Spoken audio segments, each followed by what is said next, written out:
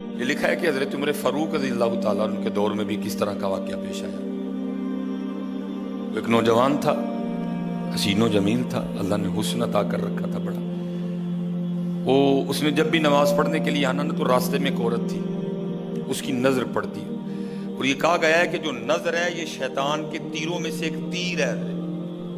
اسی لیے تو حضرت جی نظریں جھکا کے چلنے کا حکم دیا گیا ہے، کیونکہ جو نظر ہے یہ شیطان کے تیروں میں سے ایک تیر ہے حضرت جی۔ پڑھ تو یہ ایک دفعہ جاتی ہے لیکن کتنی دنوں تک حضرت اس نظر کا جو اثر ہے وہ دل سے نہیں جاتا۔ اپنی نظریں بڑی سنبھالو، اپنی نظریں بڑی سنبھالو۔ اس کی تو نظریں پاک تھیں لیکن راستے میں ایک عورت تھی، اس کی پاک نہیں تھی۔ اس نے آتے جاتے جاتے آتے آتے جاتے اس کو دیکھنا، شیطان نے اپنا کام کرنا شروع کر دیا۔ اس نے ایک دن کیا کیا، اس نے اپنی خادمہ سے نا اپنی خواہش کا اظہار کیا، میرا دل کرتا ہے کہ اس نوجوان سے نا تنہائی ملے، لیکن ملے تو ملے کس طرح؟ وہ جو خادمہ تھی ذرا پکی عمر کی تھی، اس نے کہا یہ تو کوئی مشکل کام نہیں ہے، آج ہی رات کو بات بنا دیتی۔ وہ جب عشاء پڑھ کے وہ نوجوان مسجد سے نکلا نا، وہ خادمہ راستے میں کھڑی ہو گئی، اس کو روک لیا، اس کو 2-3 احادیث سنائی، 2-3 آیات مبارکہ سنائی کسی کے کام آنے کے حوالے سے۔ ہمارے گھر میں مرد کوئی نہیں ہے، کچھ وزنی سا سامان اٹھانا ہے، اگر آپ اٹھا دیں تو بڑی نوازش ہوگی، اللہ راضی ہوگا، اللہ کے رسول راضی ہوگا، کوئی مسئلہ نہیں۔ اسی طرح ہوا حضرت، وہ گھر لے گئی، پچھلے کمرے میں لے گئی۔ وہ جیسے کمرے میں داخل ہوئے، وہ عورت پہلے موجود تھی، اس نے جناب اندر سے چٹکنی لگا لی اور اس کے سامنے اپنی خواہش کا اظہار کیا۔ جیسے میں نے کہا نا بڑا مشکل موقع ہوتا ہے، لیکن وہ نوجوان ہماری طرح کا نوجوان نہیں تھا، وہ قرآن والا نوجوان تھا، اس کا تعلق قرآن سے مضبوط تھا۔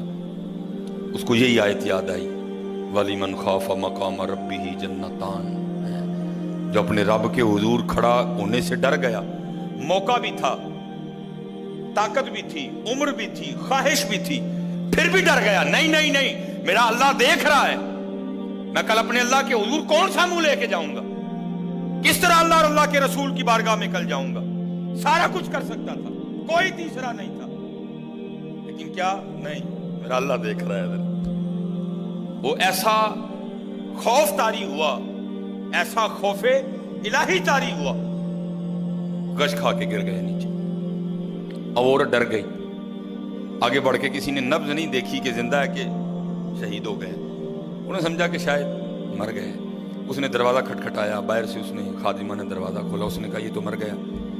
اس نے کہا یہ بھی کوئی مشکل بات نہیں، بھائی نام تو اس پہ لگے گا نا جس کے گھر سے لاش برآمد ہوگی، تم ٹانگیں پکڑو میں ہاتھ پکڑتی ہوں۔ انہوں نے تھوڑا سا محنت مشقت کر کے نا اٹھا کے جو باہر کوڑا پھینکنے کی جگہ تھی نا، اس نوجوان کو پھینک دیا۔ اب رات پڑ گئی، بیٹا گھر نہیں آ رہا، باپ پریشان تھا۔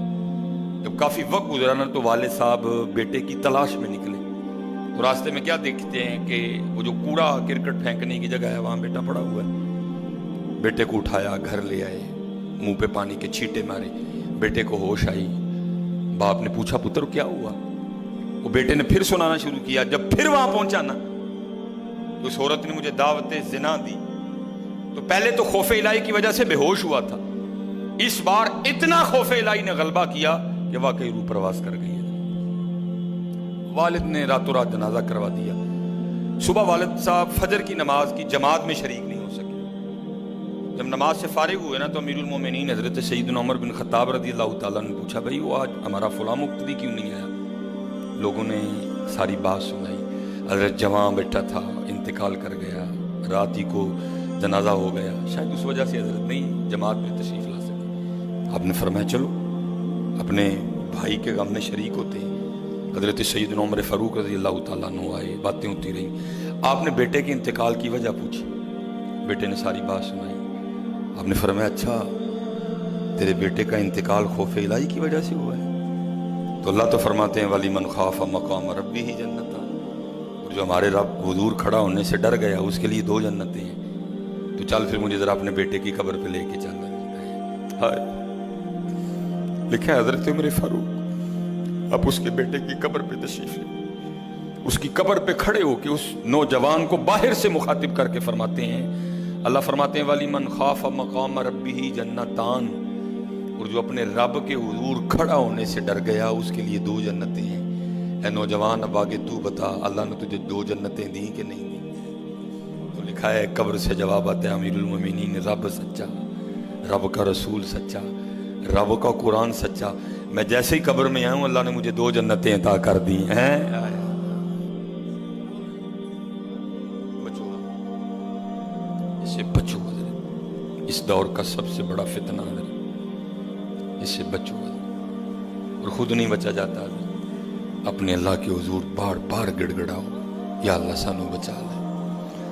اور پھنسایا حضرت ہمیں انہوں نے اس طرح ہے، ہمارے معاشرے کو انہوں نے اس طرح کا بنا دیا ہے کہ یہاں زنا بالکل بری چیز نہیں سمجھی جا رہی، لوگ فخر سے بتاتے ہیں، اور یہ قرب قیامت کی نشانی ہے، لوگ گناہ کر کے فخریہ بتایا کریں۔ آج کا نوجوان فخریہ بتاتا ہے، میری اتنی گرل فرینڈز ہیں، آج کا نوجوان فخر سے بتاتا ہے، یہ قرب قیامت ہے، یہ نشانی ہے قیامت کی۔ لوگ گناہ کر کے ڈریں گے نہیں بلکہ فخریہ بتایا کریں گے، ہاں جی میں یہ گناہ کر رہا ہوں اور اتنی جگہ کر رہا ہوں میں یہ گناہ، لیکن کیا ہوگا، نیکی مشکل ہو جائے۔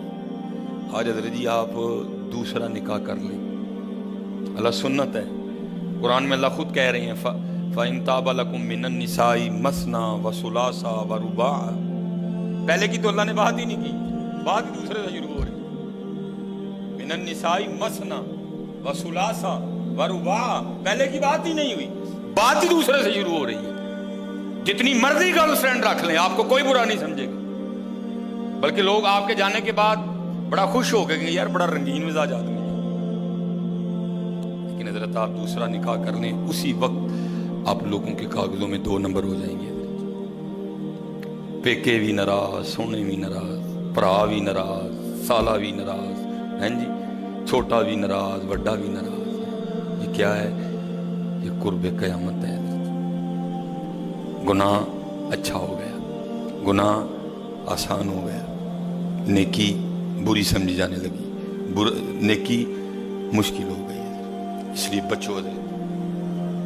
اس کا طریقہ جو ہمیں ہمارے بڑوں نے بتایا ہے یہی ہے حضرت جی، روز سرگی اٹھو تے اللہ دے حضور رو، یا اللہ جے دن چڑھے آئے تے تیرے فضل نہ چڑھے آئے، جے چاڑے تے پھر ساڑی حفاظت بھی فرمائیں گے، سانو بچا بھی لیں گے، ساڑی حفاظت بھی فرمائیں گے۔ تو حضرت جی دنیا تو 4 دن کی ہے، جا رہی ہے،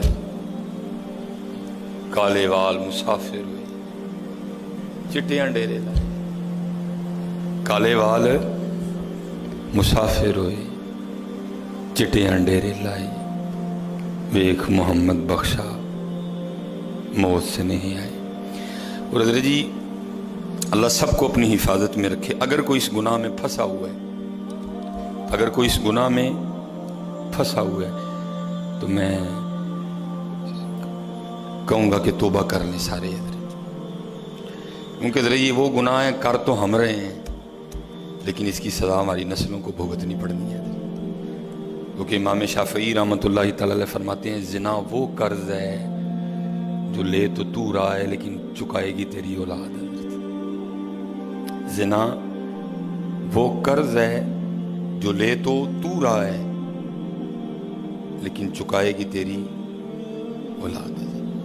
اس لیے حضرت جی اپنی اولاد کے لیے، اپنی بیٹیوں کے لیے، اپنی بہنوں کے لیے گڑھے نہ کھودو حضرت، اس سے بچو حضرت۔